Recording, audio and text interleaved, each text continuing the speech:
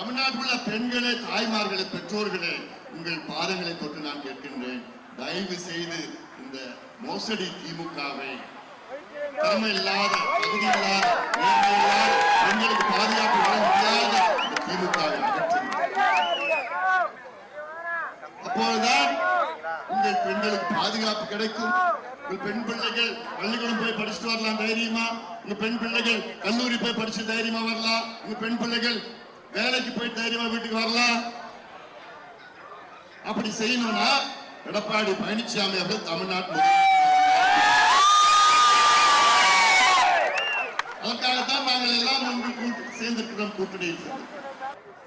இந்த மாவட்டத்தின் அமைச்சர் மட்டும் கிடையாது, தமிழ்நாட்டுடைய அமைச்சர் இன்னைக்கு விவசாயிகள், முந்திரி விவசாயிகளும் சரி, பலா விவசாயிகளும் சரி, மா விவசாயிகளும் சரி, எல்லாமே நட்டத்தில் ஓடிட்டு. நான் அந்த நேஷனல் ஹைவேஸ்ல வரப்ப பார்த்தா பலாப்பழத்தை பாவம் அந்த விவசாயிகள் ரோட்ல நின்று பாவம் ராத்திரி பாவம் வித்துட்டு இருக்கிறாங்க.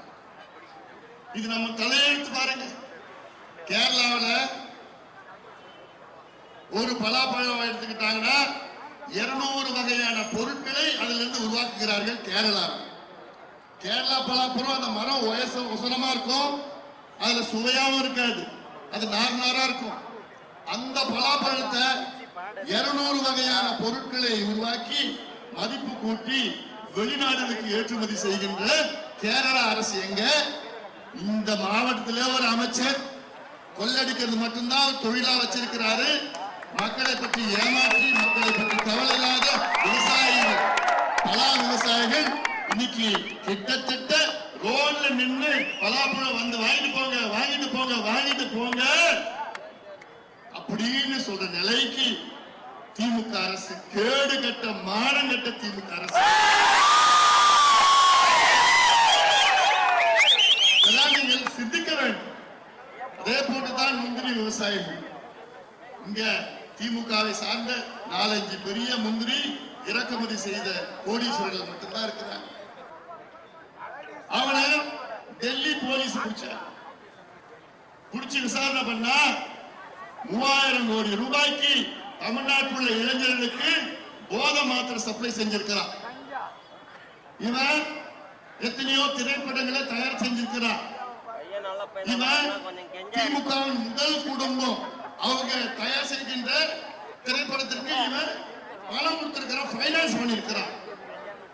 அப்படிப்பட்ட ஜாஃபர் சாதிக் அவனுக்கு வேண்டிய நபர் தான் இந்த தொகுதியை சார்ந்த திமுக.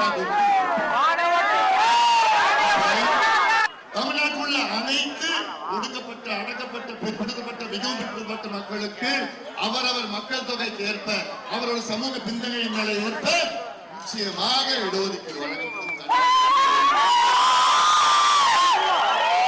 பட்டியலின மக்களுக்கு, குறிப்பா பட்டியலின மக்களுக்கு உள்ஒதுக்கீடு 18 விழுக்காடு இருக்காத 3 விழுக்காடு அருந்ததியர், மீதி 15 விழுக்காடு 3ஆக பிரித்து உள்ஒதுக்கீடு வழங்கப்படும். இதுதான் உண்மையான சமூக நீதி.